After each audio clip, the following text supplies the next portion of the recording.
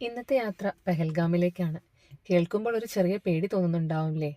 ഞങ്ങൾ റെഡിയായി പ്രഭാത ഭക്ഷണം കഴിക്കുന്നതിനായി ഡൈനിങ് ഹാളിലേക്ക് എത്തിച്ചേർന്നു. ഇന്നത്തെ ഭക്ഷണം ആലു പൊറോട്ടയും തൈരും പൊഹയുമായിരുന്നു. പൊഹ എന്ന് കേട്ടപ്പോൾ ഞാൻ ആദ്യമൊന്ന് ചിരിച്ചു. കഴിച്ചു നോക്കിയപ്പോൾ രുചിയുണ്ട്. അവിൽ കുതിർത്തുണ്ടാക്കുന്ന ഒരു വിഭവമാണിത്.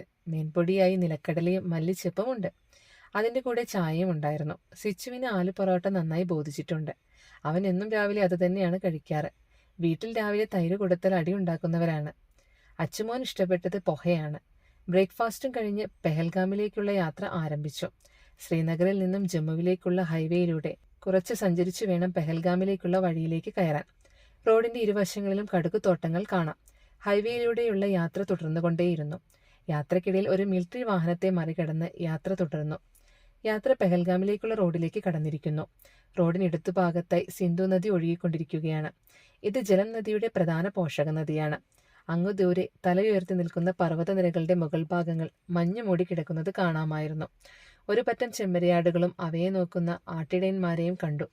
നദിയിൽ പൂർണ്ണമായും വെള്ളമില്ല. റോഡിനടുത്തു കാണുന്ന കുന്നുകളുടെ താഴ്വാരങ്ങളിൽ ആളുകൾ തിങ്ങിപ്പാർക്കുന്നതായി കാണാമായിരുന്നു. അങ്ങനെ ഞങ്ങൾ ആദ്യം കാണാൻ പോയത് കുങ്കുമപ്പാടങ്ങളാണ്. പാടങ്ങളോട് ചേർന്നുള്ള പ്രദേശങ്ങളെല്ലാം പച്ച വിരിച്ചു കിടക്കുകയാണ്. നീല വിരിച്ചു കിടക്കുന്ന ആകാശവും ദൂരെ കാണുന്ന പർവ്വതനിരകളും വെള്ളിമേഘങ്ങളുമെല്ലാം പുത്തൻ അനുഭവങ്ങൾ സമ്മാനിച്ചുകൊണ്ടേയിരുന്നു. കുങ്കുമപ്പൂ വിളവെടുത്ത് കഴിഞ്ഞ പാടത്തിനരികിൽ വാഹനം നിർത്തി ഞങ്ങൾ അവിടെ ഇറങ്ങി. ഏക്കർ കണക്കിന് പരന്നു കിടക്കുന്ന പ്രദേശം. പൂവ് കാണുന്നതിനായി അവിടെയെല്ലാം തിരഞ്ഞു. 1-2 പൂക്കൾ മാത്രമേ കാണാൻ കഴിഞ്ഞുള്ളൂ. അതും പൂവ് വിരിയാൻ തുടങ്ങുന്നതേ ഉണ്ടായിരുന്നുള്ളൂ. മക്കൾക്കേറെ സന്തോഷമായി. നമ്മുടെ നാട്ടിലെ അപ്പൂപ്പൻ താടി പോലെ ഒരു ചെടി ഇവിടെയുമുണ്ട്. ഞാനത് പറിച്ച് ഊതി നോക്കി. ഞാൻ മാത്രമല്ല, മക്കളും കൂടെ കൂടി. എത്ര പെട്ടെന്നാണ് നമ്മുടെ കുട്ടിക്കാലവും സ്വന്തം നാടുമെല്ലാം ഓർമ്മയിലേക്ക് കയറി വന്നത്. അതിലൂടെയെല്ലാം നടന്ന് എല്ലാ കാഴ്ചകളും കണ്ട് ആ പാടത്തിന്റെ സൗന്ദര്യവും ആസ്വദിച്ച് ഞങ്ങൾ വാഹനത്തിനരികിലേക്ക് നടന്നു. അച്ചു അപ്പോൾ ഒരു അപ്പൂപ്പൻ താടി പറിച്ച് ഊതി നോക്കുന്നുണ്ടായിരുന്നു. പക്ഷെ അത് പറന്നില്ല. അത് അവിടെ എറിഞ്ഞു കളഞ്ഞ് ഞങ്ങളുടെ കൂടെ അവൻ വാഹനത്തിനടുത്തേക്ക് നടന്നു. അച്ചുവിന് ഈ പാടം വളരെ ഇഷ്ടപ്പെട്ടെന്ന് തോന്നുന്നു. അവൻ വരാൻ കൂട്ടാക്കുന്നില്ല.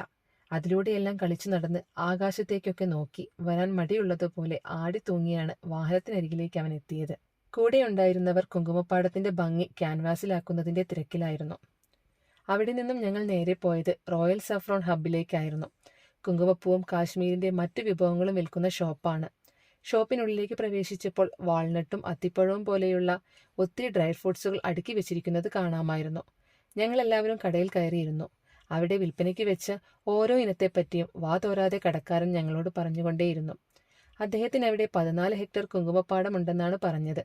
അദ്ദേഹത്തിന്റെ സ്വന്തം പാടത്തെ കുങ്കുമപ്പൂവാണ് അവിടെ കച്ചവടം ചെയ്യുന്നത്. എങ്ങനെയാണ് യഥാർത്ഥ കുങ്കുമപ്പൂവ് തിരിച്ചറിയുക എന്ന് അദ്ദേഹം ഞങ്ങളോട് വിവരിച്ചു. ഞങ്ങൾക്കായി അവിടെ ഡ്രൈ ഫ്രൂട്ട്സും കാവയും ഒരുക്കിയിരുന്നു. കുങ്കുമപ്പൂവും മറ്റു സാധനങ്ങളും വാങ്ങി ഞങ്ങൾ യാത്ര തുടർന്നു.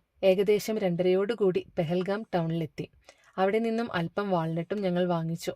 പെഹൽഗാമിൽ നിന്നും ബതാബ് വാലിയിലേക്കാണ് പോവാൻ തീരുമാനിച്ചത്. പെഹൽഗാമിൽ നിന്നും യൂണിയൻ ടാക്സിയിൽ മാത്രമേ അവിടെയുള്ള വാലികളിലേക്കെല്ലാം പോവാൻ കഴിയുള്ളൂ.